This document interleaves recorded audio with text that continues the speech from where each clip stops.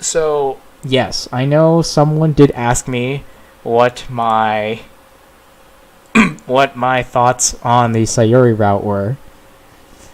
Yeah, alright, so unfortunately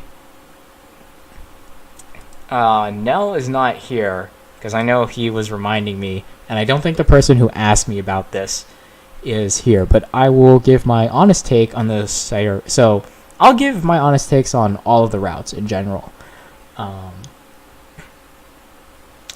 So the Natsuki route, I did not have any major problems with it.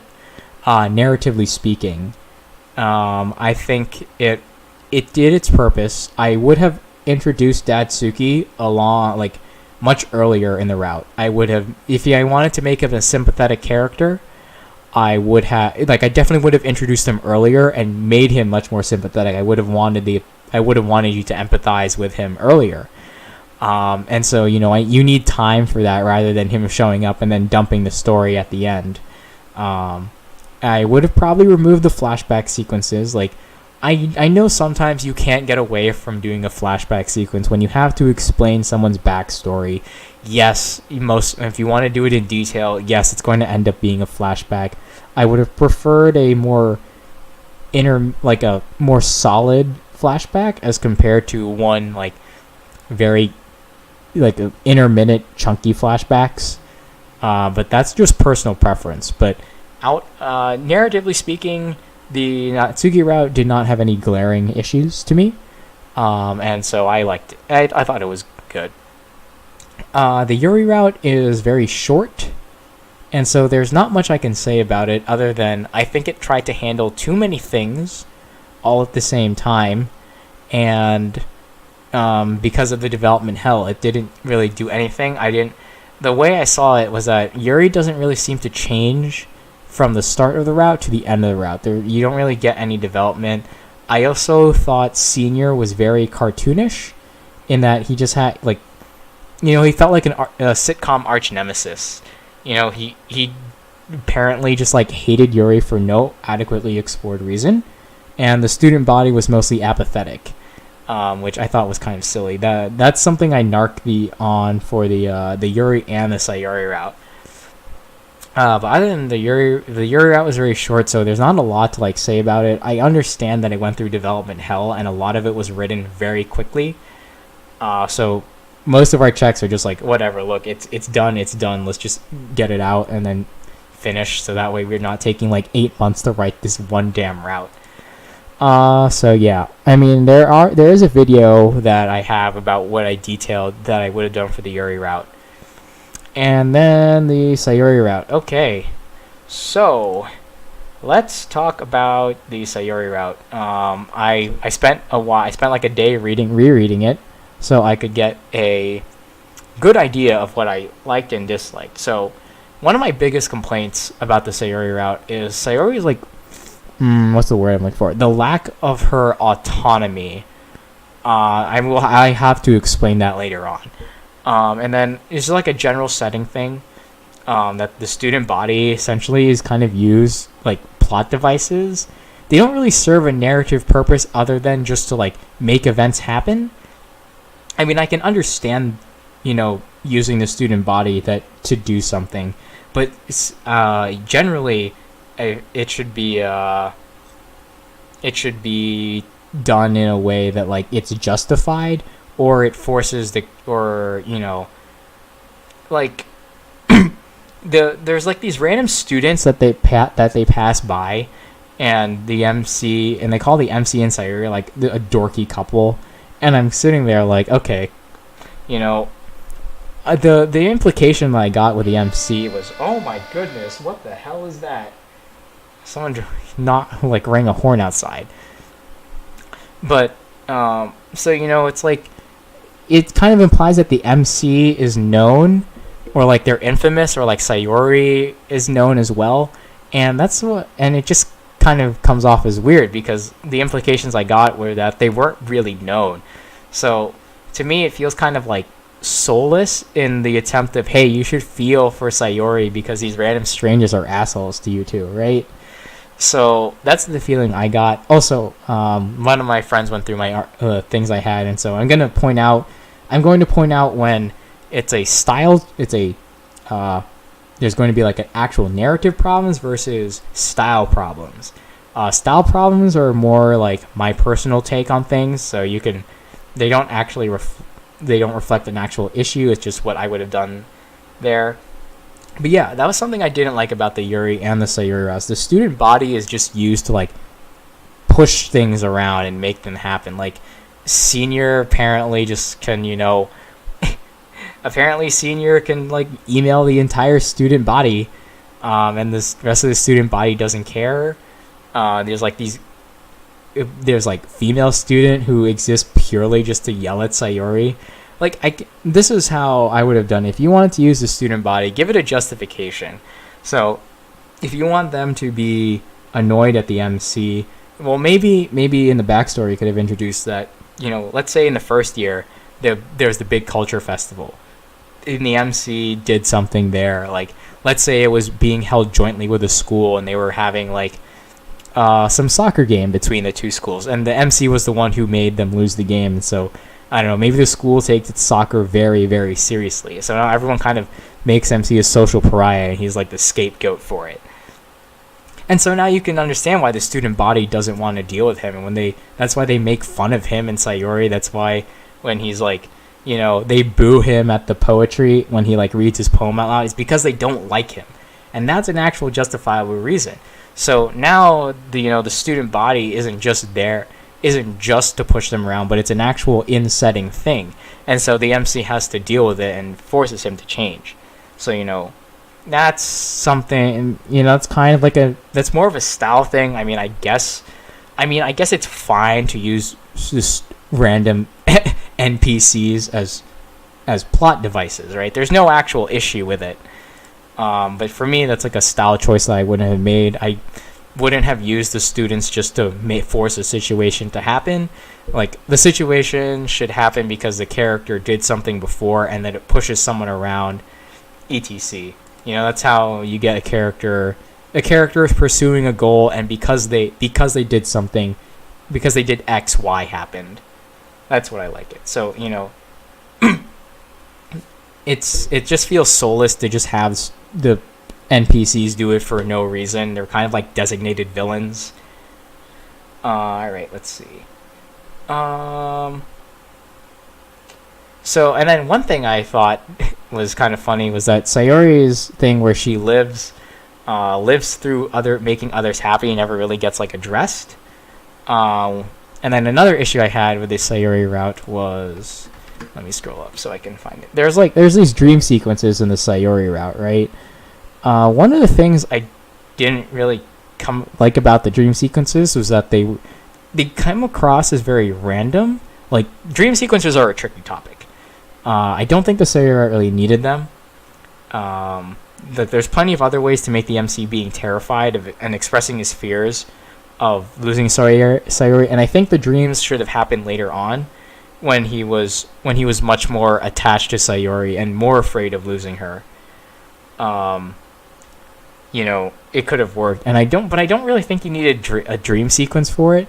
And the issue with it is that they didn't really add much narrative value. Like, they didn't tell you anything different other than, hey, the MC is like scared of losing Sayori, but then the timing is all weird, and it should have happened later. And there were probably better ways than, like, oh, you had a nightmare. Like, I don't need to be terrified of losing my best friend to have a nightmare of my best friend being run over by like a car. It can happen. So, that's a thing. But that's another style argument. Like, how you choose to portray your character's emotions is up to you. But one of the things is that, it didn't really have. So, yeah. But this is where I also draw the difference between the dream sequences and the flashback sequence, and the Natsuki route. So the Natsuki route, they at least foreshadow and they explain Natsuki's behavior. And then, they foreshadow her situation. There's like some narrative value in there. And some of the dream sequences in the Sayori route, they tell you like that the MC and Sayori knew each other as a kid. that was something we already knew. So it doesn't have any narrative value to it. Okay, so now we're gonna get to the fun part here. This is where a lot of my issues came along. Let's see. Let's see. Oh. All right, so this is where the big thing is. So the scene where Sayori explains her past. This is a big narrative one. This is why I joke that the MC clearly goes to. Hi, Banana. I'm explaining why I didn't like the Sayori route by going through it beat by beat, essentially. It's why I joke that the MC and Sayori clearly go to like the frickin' Sith Academy.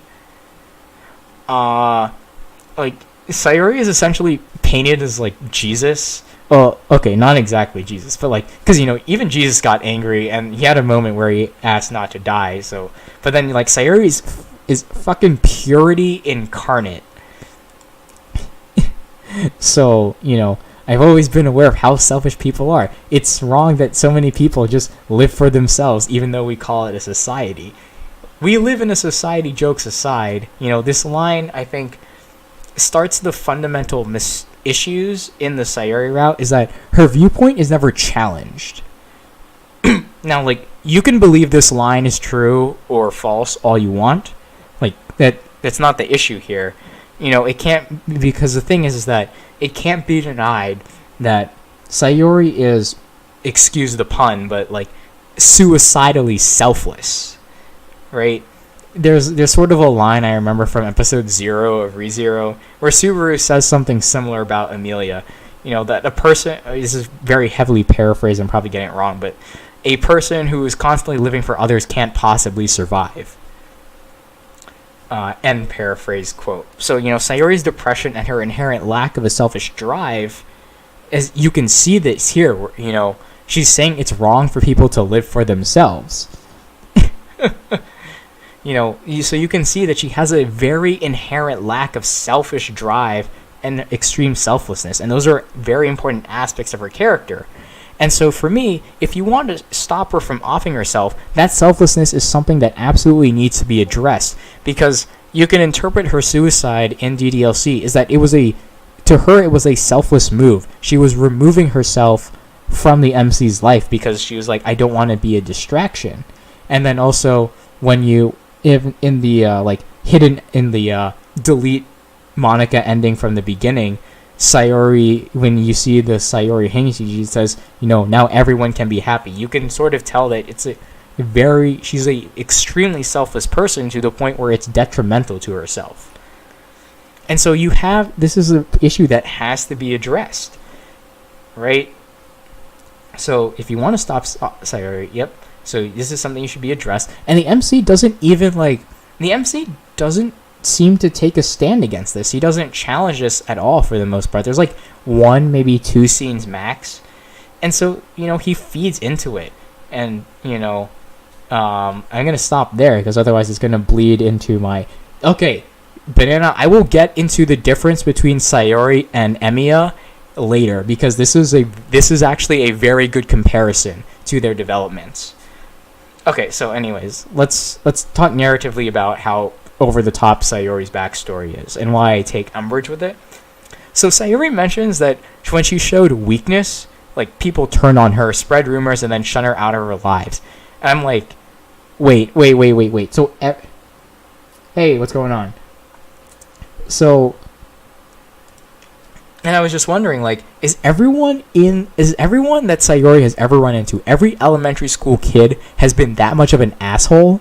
Like, I don't get it. Like, what? I'm sitting here like, you're joking, right? So remember that they're like in high school, and this is Sayori's backstory growing up. You're telling me like kindergarten, first grade, second grade, third grade, every single kid was an asshole. Not one single parent tried to help, and not a single teacher or counselor tried to help, and that every single person was apathetic or an asshole. And that's why I felt like so overblown. And it felt so over the top. And then, if there was ever a day she didn't feel like smiling, every person that she met was like, hey, yo, go fuck yourself. I'm going to ruin you socially. Like, what? The MC was the only decent person she met in her life. So, that's why when I was reading it, I was like, what the hell?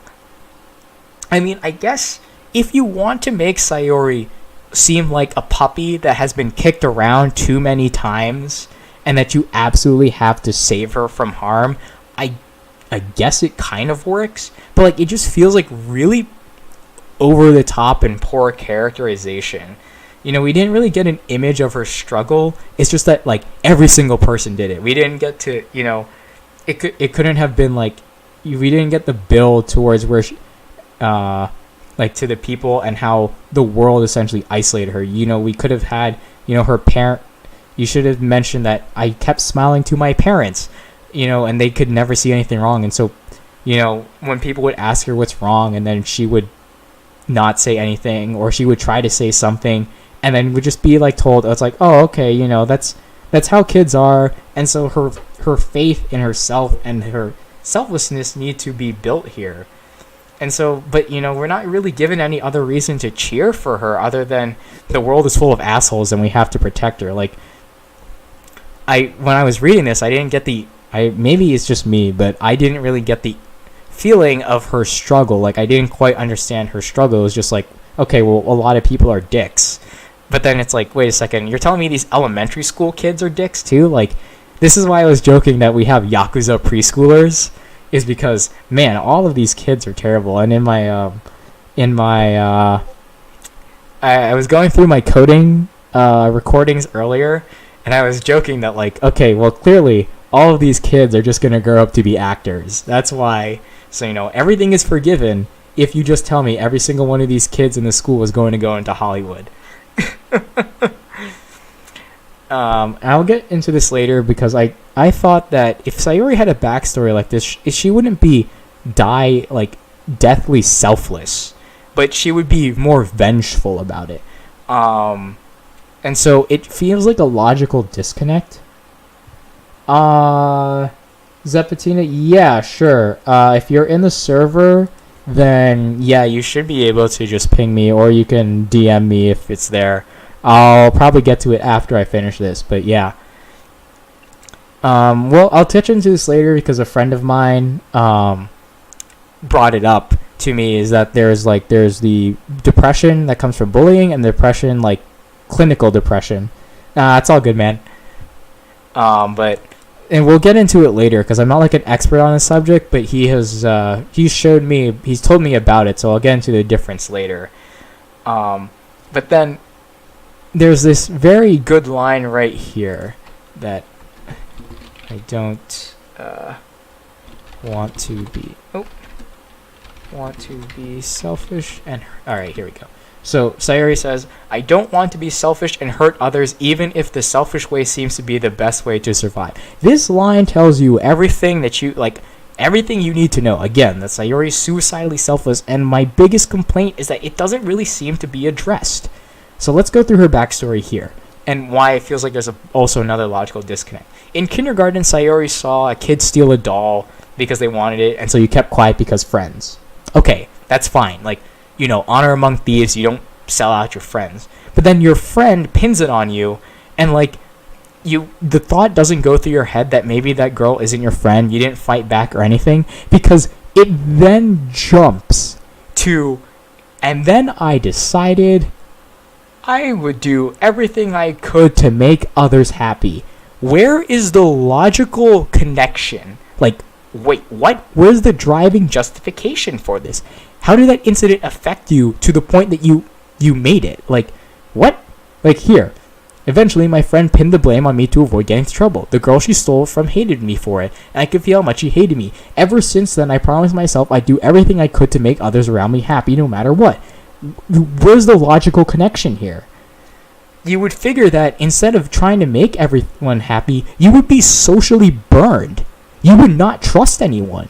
You wouldn't try to make other people happy. You would be like, everyone's an asshole who's out to get me. I'm not going to do that. I'm going to be a miser.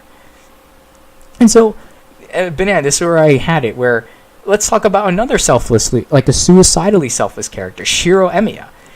this is Sayori's justification for being suicidally selfless, that some other girl framed her for stealing a doll and that made her want to be selfless.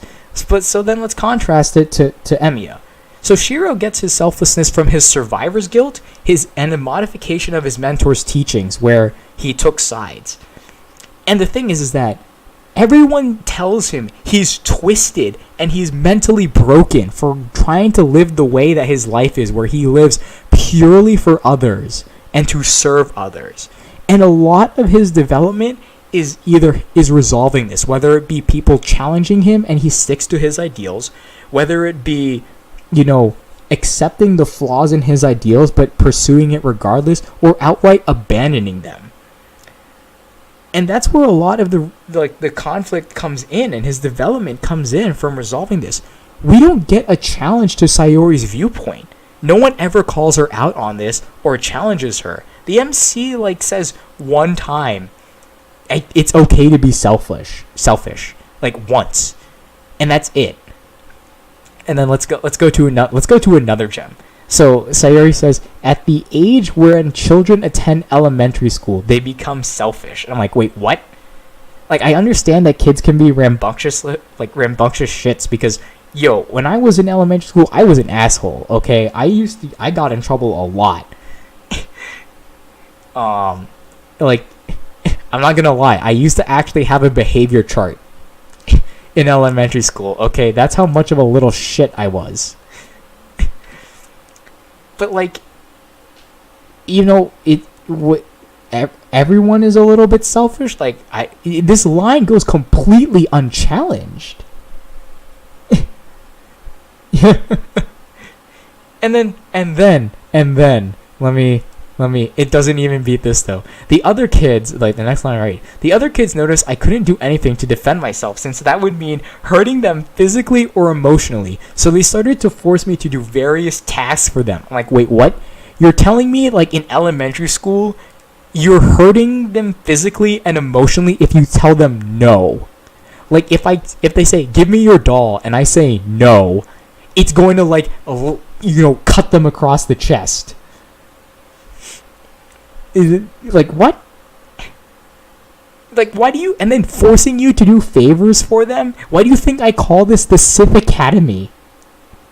Oh, hey, what's up, man? Yes, you're late. I'm in the middle of my review for the Sayori route.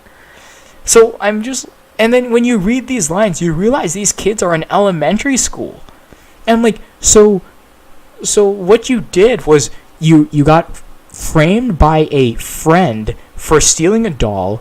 People used you, and people used you and forced you to do things, and yet you still decided you wanted to make everyone happy. Where's the connection for this? I don't see it. A person who went through Sayori's experience would not be selfless. They would be socially burned. They would not want to do anything with people. And it's also you mean you also never had a time where you got conflicting orders and that maybe you had to reconsider your ideals? And again, why are 8-year-olds doing this? Okay, it was kind of the not hurting people is the main objective, so just think of the worst situation that would. Well, yeah, but we at this point it hasn't been said that Sayori has depression at 7 years old, right? This is her backstory that leads to her selflessness.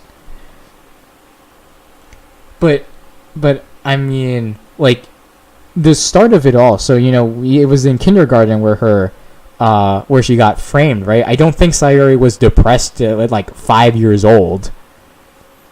So we're talking about the build all the way up. This is still the elementary school years.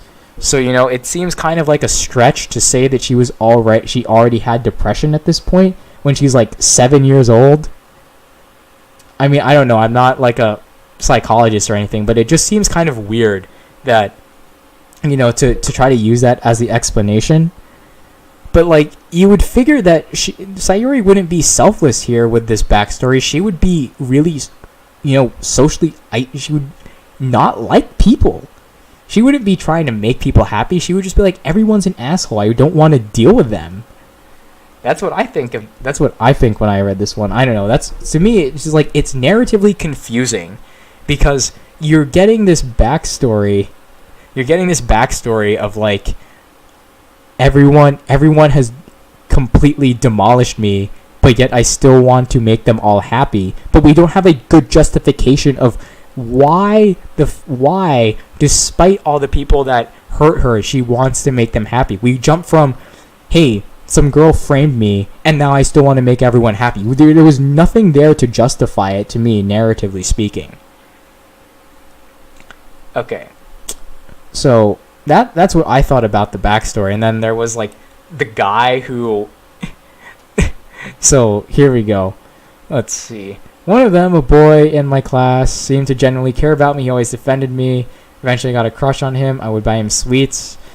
Hell to make him happy since I was secretly selfishly hoping he would like me back.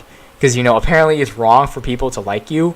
And again, I have to ask, why is Sayori's viewpoint is, again, never challenged? It would have been one thing if her idea of friendship had been skewed from the kindergarten experience, but if it's implied, it's very lightly implied and isn't really touched on. But, like, you know, it would have been good to have, like, a deep exploration of why she thinks this way. We don't really get a good understanding of, despite the fact everyone keeps hurting her, I want everyone to be happy. We don't get a good explanation that if this is Sayori's ideal, that despite all this pain they cause her, she needs to make them happy. I didn't see it. Because again, we jump from, hey, I have a friend, I didn't rat out my friend betrayed me, so I should make everyone happy. Like, what?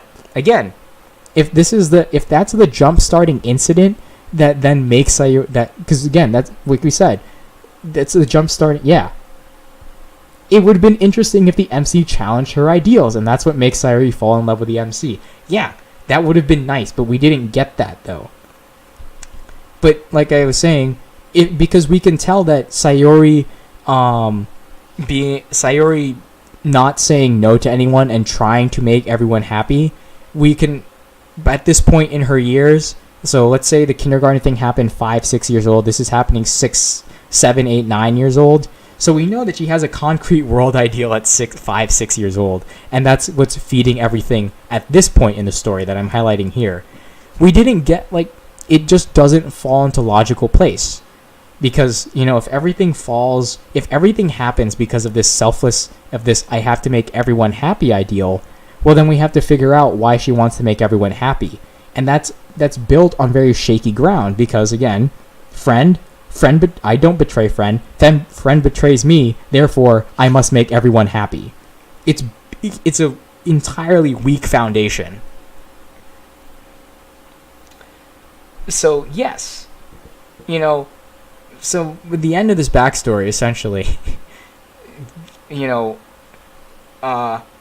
we get Sayori's purity incarnate, a puppy that has been kicked once too many times by the rest of the world, and a deep complex where she lacks any inherent selfishness necessary to self-preservation, and any selfish acts on her part are like a facade to keep up a smiling face. This can be seen in, like, the day 2 cookie scene, where, you know, Sayori tries to con you into buying her a cookie. You know, it's obviously a selfish act. It's all done as a facade. You know, let's go over MC's rebuttal to her ideals. Okay, Sayori, listen to me. I won't abandon you. I'm not like those assholes. I value you as a person, not for what you do, but for who you are. There isn't really any question of me finding someone better. Even if I did get other friends, I would never abandon you. As for you thinking you're worthless, you're not. Definitely not. You're worth so much more to me, and you're much better than you think you are. Isn't the fact I'm standing with here point of that fact? If I haven't abandoned you when you're at your lowest point, you don't have to worry about me abandoning you in the future. Besides, as someone who's been abandoned by several friends and treated as a walking joke for most of his life, I know how you feel. Now, for me, that last line kind of came off as like, huh, because the MC's back, like, we haven't talked about the MC's backstory at all. as far as I'm concerned, in DDLC, it sounded more like the MC was just a completely average, normal dude. No one cared about him. Like, he's the kind of guy that if you took the student body and you asked, hey, do you know this kid? 75% of them would say, never heard of him. About 12%, like 15% would say, oh, he was in my class last year. And then the last 10% would be like, yeah, he's in my class now. That's the kind of thing I see with MC. In the common route, we didn't get that he was abandoned by friends or whatnot, and treated as a walking joke for most of his life. I didn't really get that from the backstory, so I was like, okay, but let's just go back and let's just step through this rebuttal of what she said.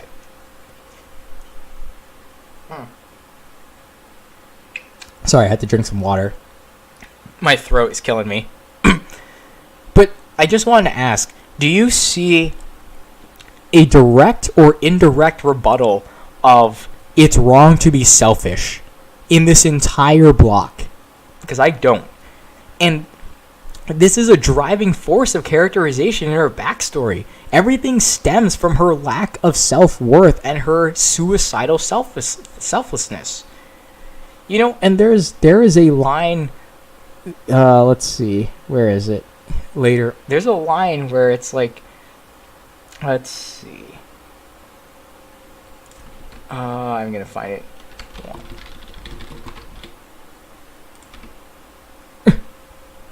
I don't know. But then, so after this scene, after the backstory scene, like the next day is the Sayori almost getting hit by the truck scene, right? And then there's this line right there where Sayori says, I'm not used to it and I don't want people to care about and value me. And so we have what Sayori wants. And it's like, you can tell that it's the driving force behind her. The fact that of this selflessness, that she doesn't even want people to value her or care about her, because to her, like, her viewpoint is to the point that people even caring about her is her being selfish, because it's taking away from other people. It's like Shiro Emiya.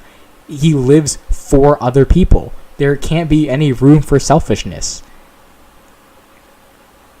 And so, again, this is why her selflessness needs to be addressed. And then it's just like not. The MC never does all this time, MC still hasn't done a direct rebuttal. And then there's this wonderful line here. Let me find it, where they're talking here. Let me see.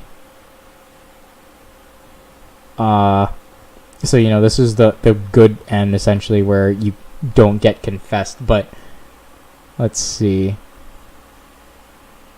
Right here. If I don't love myself, how can I ever expect any relationship to end well? This, right here. Sayori's lack of self-worth stems from her insane selflessness and her view on selfishness, and is explicitly stated right here. She knows this, and yet we still hold that so we know that Sayori's holding this view that that no one should care about her or value her because it's being directed towards her instead of other people. And yet she also still admits her love for the MC right here. And it's just like this weird disconnect. She was saying up above that she's conflicted, yeah, that she does want some love too, but it shouldn't be here. She should be admitting her love after she's been challenged more. And so, to me, this is like narrative and yeah. This is kind of narrative kind of style, but what should have happened is that after this truck near miss incident, the MC notes Sayori seems incredibly conflicted. It shouldn't be after this action scene.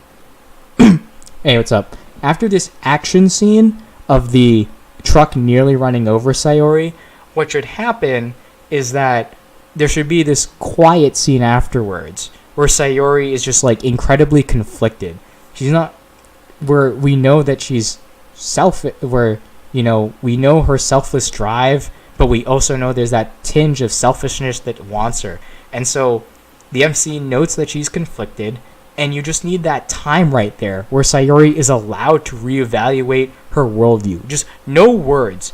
Both of them are just thinking there. And Sayori's, and in the background that you can't see it, Sayori is trying to do mental gymnastics to figure out, how do I say I love you without, and get you to love me without it being selfish. And this is where the MC would say, it's okay to want something, Sayori. Because it is a direct attack on her selflessness.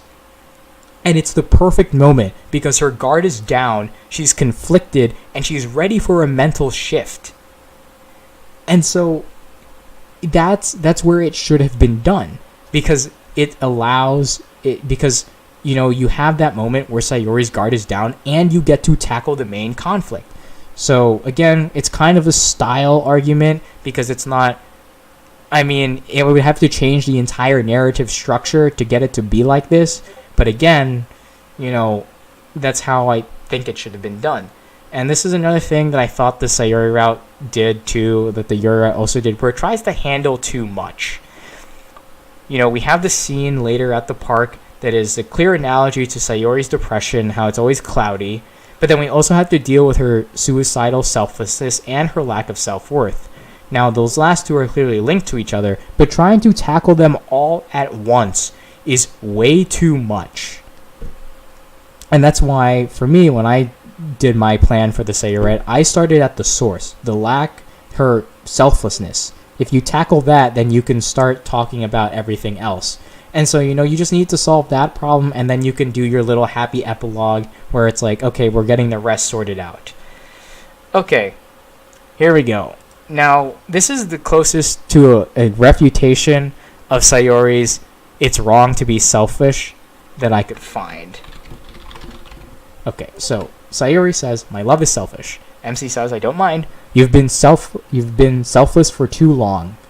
I think you should allow yourself to be a little selfish. If you can't, then try to be selfish for my sake."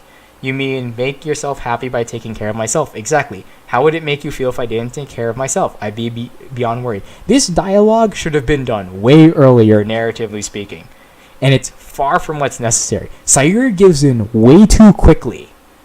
And they're clearly at a calm in this scene too. There's no supercharged emotional conflict that would make Sayori think that there needs to be a change. They're at a calm. Her guard is up. There's no reason for her to reconsider her beliefs right here. The truck scene, near death, dramatically tense. That was the perfect opportunity to have that hard-hitting refutation change her worldview. But this is a scene where they're just chilling out on a date in the park, and Sayori is just describing her depression being a rain cloud. The MC saying you should be more selfish should have been met with a flat, "I'm sorry, I can't think that." Because Sayori's too much into her viewpoint to change. Even the "to be selfish for my sake" line wouldn't do anything for her. In fact, it just helps Sayori with her mental gymnastics. By taking care of herself, it lets her warp it into "I'm being selfless by taking care of myself." It doesn't help her change. It just feeds into her viewpoint more. And so it doesn't let her develop. Let's see. Yeah. And again, and I'm reading off of my notes here because, like I said, I prepared for this almost like an essay. Again, Sayori gives in way too quickly. There's no pause where she tries to mentally contort to make it fit her viewpoint and then realize it can't. So it's kind of like, eh. And then, there's the romantic dinner. Okay, it's cute fluff. I didn't really see any. I saw one. So there's one little characterization moment where Sayori says, right there, "I wish to be with you forever." What was that again, Sayori? About you wanting to, still struggling to be selfish? I know, let's assume that it worked where MC says it's okay to be selfish because it, for yourself and take care of yourself. Well, this whole "I want to be with you forever" is a very, very, very selfish statement. And Sayori hasn't reached How did she make friends with the club members in the first place? I'm assuming Monika. But, yeah. That line just comes off as not very... It's a very selfish line. And if we're still at the point where Sayori is struggling to be selfish, why would she say something like this? It doesn't make sense narratively. And then, of course, after this, there's like another dream sequence, which is like K. It doesn't really serve any narrative purpose to just other than to make MC like nervous about losing Sayori. But really, if MC fully understood Sayori at this point, then it would be the furthest thing from his mind. Also, you guys can see my comments now. In the dream, I see Sayori kissing another guy. Lol, cucked. He turns back to her and continues kissing her. The NTR folks are busy unzipping their pants. Why is everyone in this route an asshole? Yeah. So decompile the files if you have some time. And then after this, we get the F student scene, which, again, I this is kind of a style argument too, but this scene is out of nowhere. It's just like this kid from nowhere. This kid is purely to make Sayori's life hell. And then apparently MC is motherfucking Braveheart. He ran away from some public attention before, but now like this is the hill I die on for Sayori. # White Knight. I mean, it's kind of. I mean, I can understand that. Yes, when your friends are under attack, you change, but like. It comes off as a bit of a glaring inconsistency. That like he suddenly jumps up this much when it wasn't really brought up before. But again, is like this F student is just brought in purely to yell at Sayori. No motivation. I mean, I guess sure you had a bad day at school, but again, I think it would have been more effective had it been done with like a. It would have been more effective had it been done with an actual character or something like that, rather than just like, here's a student to be an asshole. And again, this is why I call it the Sith Academy. There seems to be a lack of any relatively decent kids here at this school. So, and again, students brought up just to push the scene in a particular direction, and that's all they exist for. They have like no bearing on the setting otherwise. And then, oh boy, so then you go to the rooftop, you comfort Sayori. There's just some more scenes there, and then you go home to study. And this is by far my favorite scene because you play Sayonara, and then of course, the psychic depression attack. Well, yes, the female character was just there as a plot point to move the story forward. To never be touched again. Exactly, yeah, that's... I mean, again, technically, it's not a narrative issue. It's a style issue. I wouldn't have done something like that. It kind of annoys me, so... that's why I'm separating these into narrative issues versus style issues. Because, obviously, narrative issues are things you can point out and say, yeah, that's wrong every time. A style issue is something that you can say, I'm fine with it, or, I'm not fine with it. For me, having F student there just be to push things in this way comes across is that something I don't like. So again, style argument. It's objective. But, okay, so here we go. The psychic depression attack. So... all I could say when I read this scene for the first time while coding it was, what the fuck? So, apparently, depression now can possess you and give you super strength and yell at her, and then she just doesn't want to listen to these loud yelling voices in her head, and I'm just sitting here like, what the fuck? And of course... it can be beaten by the power of love. And it's just like, what? What the fuck is going on? How? What? What's happening? Why is Sayori being psychically attacked by depression? What? You know what would have been a much more... Alright, serious talk. What would have been a much more powerful scene that could have done this? Imagine Sayori just having a scene where she's alone in the bathroom, and is confronting a mirror image of herself. Yes, it's incredibly cliche, the whole mirror confrontation scene. But it could have been a testament to how far she had changed if she, if she had changed mentally by this point.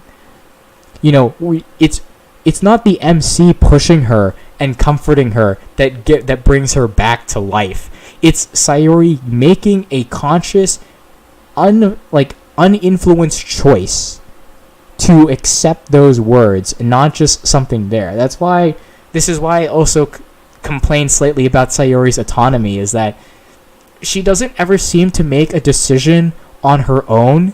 Things just happen, and then the MC will push her and she'll cave. I never really got the feeling of Sayori made a conscious decision to change herself without anyone's influence over it.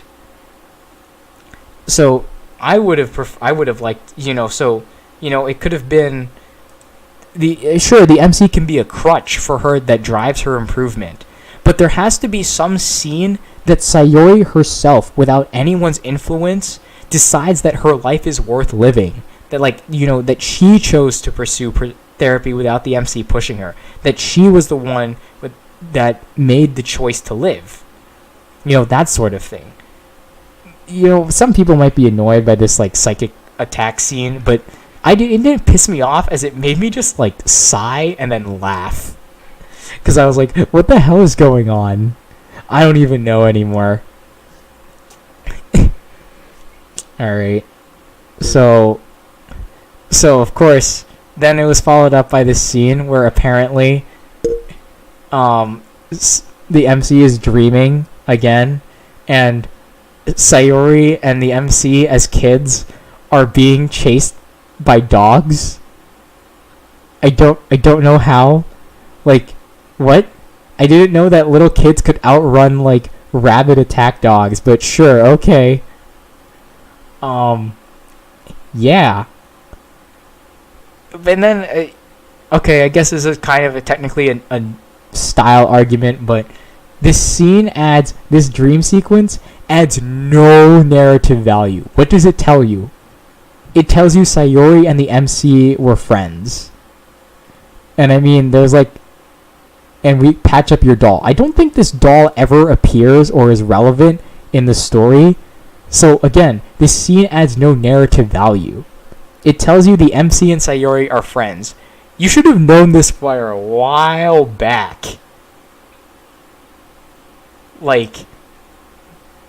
If you got to this point in the story and you didn't realize that the MC and Sayori were childhood friends, hot damn. First off, I would like to personally give you an award.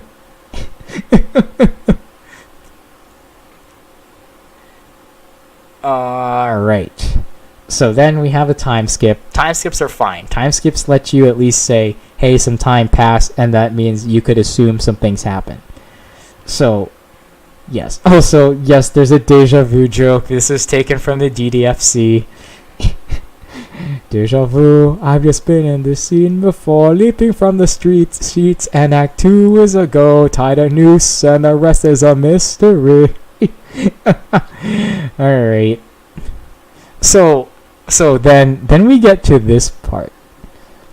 Some girls in my class saw me typing on my phone, stole it from me, and read our messages. And they said horrible things. And then they told me to break up with you, or they'll tell everyone about my depression. Okay, so first off, I would just like to say, what the fuck, this really is the Sith Academy, because all I have to say is, you mean in the school no one would shame you for that? Everyone at this school is perfectly fine being that asshole who laughs at people for having a mental disorder or a mental illness? What the fuck?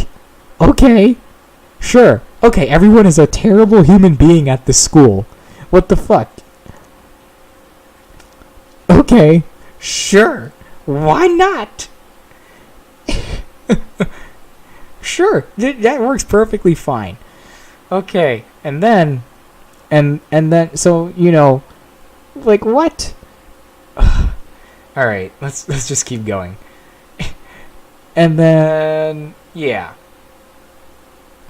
Sure, let's just have the kids do this again. The kids serve no purpose but other than to make life hard for Sayori.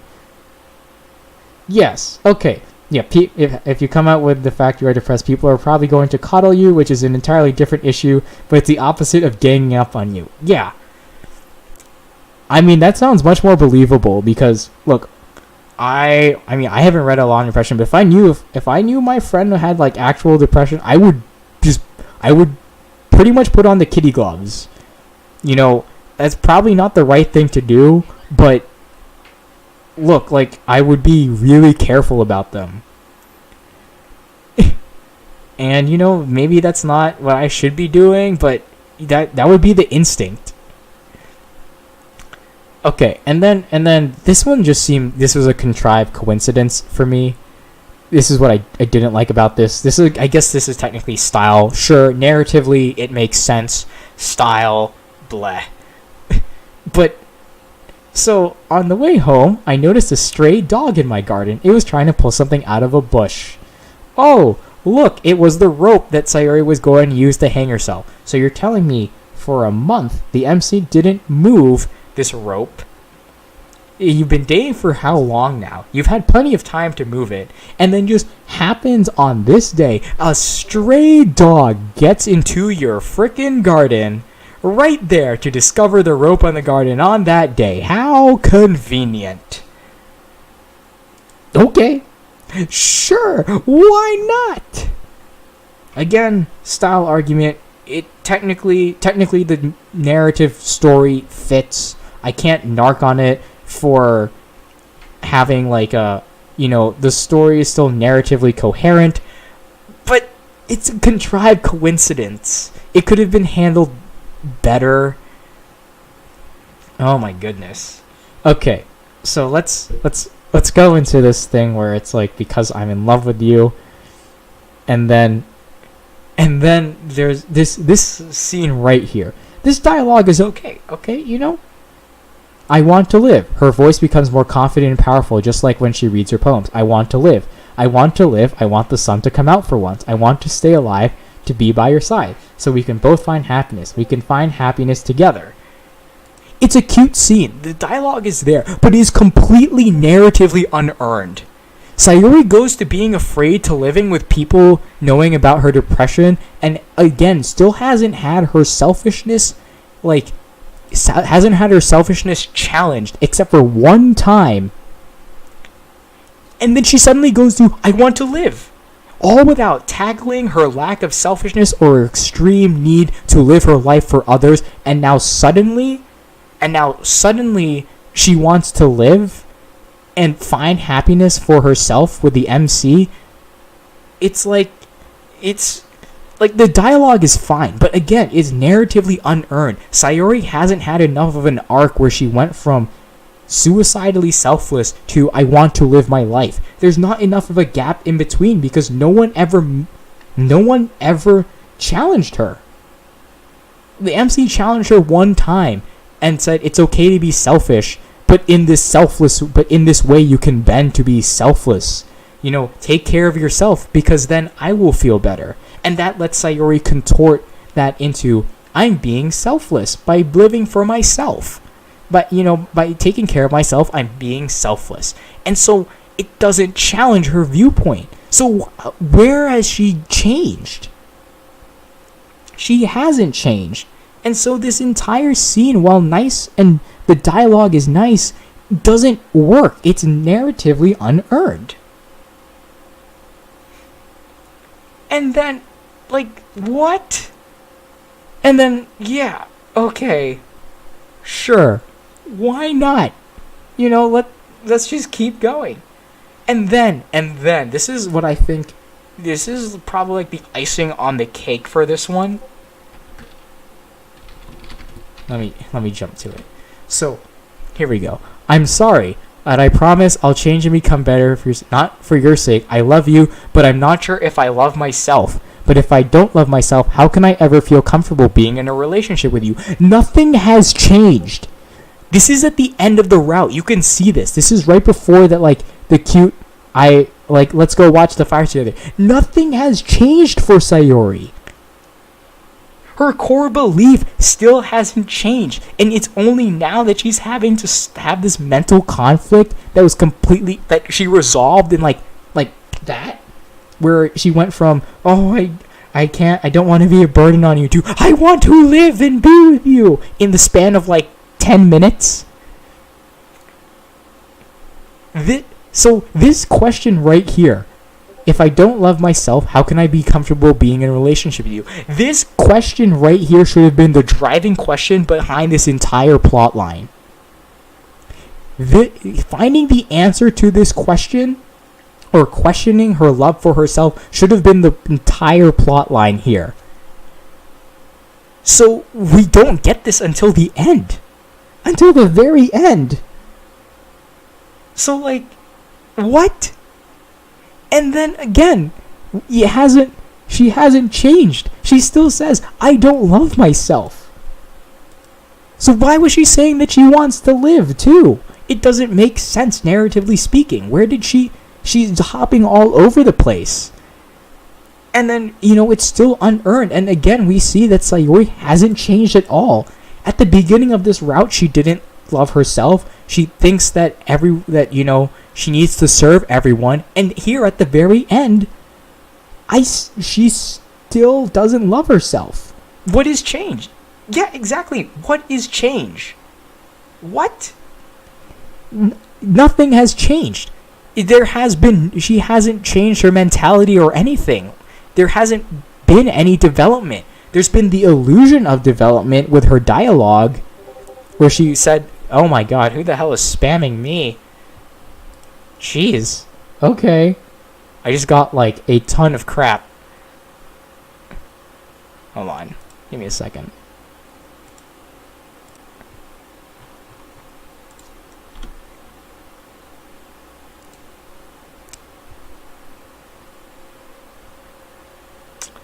Okay. But yeah. So like, I'm sitting here just like, okay, that's neat. Yeah. Let's keep going. And then where oh my god. So let's keep going to this. Epilogue is let's see. Because I have the... Okay, so, and then I think this line, I'm amazed at how you've grown. It's all thanks to you. It's because I have the best boyfriend in the world. This line to me here speaks volumes about this route, and that's why I complain about Sayori's lack of autonomy. Because it feels like MC is the one who pushes the changes onto Sayori, and then she just reacts. So if, you want to play the whole Sayori's changing for the MC angle, sure.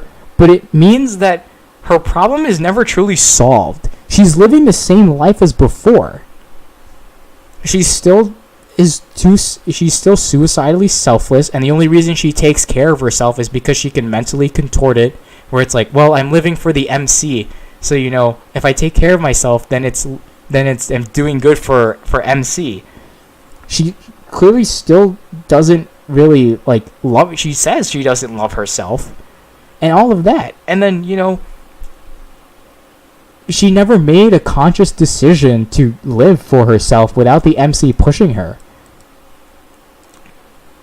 And it's just like, to me, at the end, this is saying that the MC's, that Sayori's entire life is dependent on the MC. Like, her entire existence fundamentally revolves around him. And so for me, the way that I would look at the changes of the characters is, let's compare Natsuki's route and Sayori's route. Let's say the MC dies in 3 weeks after the route, right? What would happen? For Natsuki, yes, she'd be sad, but at the very least, her trust in her father has been restored, and she can form good bonds with people again. For Yuri, I can't really say much, so that's why I left her out. And for Sayori, she'd crash hard. Because her entire life is dependent on the MC. I mean, the bad end, the bad ending is okay. I didn't want to go into the bad ending purely because it was okay, well, let's, narratively speaking, let's go through the whole thing. And so, some people might say, what about, the realism, blah, blah, blah. But, this is just me purely going off of what's been said narratively speaking here. So, that's why I fundamentally dislike this route, is that it just feels like MC pushes Sayori along. She doesn't really seem to actually do anything for herself. Actually, ironic, I don't really know. I'm not familiar with the bad end. But yeah, that's my review of the Sayori route. So yeah, that's why I didn't really like it. So we could say, so the main reasons I guess would be Sayori's actual lack of change, and then 2 is Sayori's lack of character autonomy. She doesn't seem to do anything for herself. So yeah, that's all I have to say. If anyone has any disagreements, I would be fine. I would love to talk with someone who has disagreements. We could do a back and forth about it. That would be perfectly fine with me.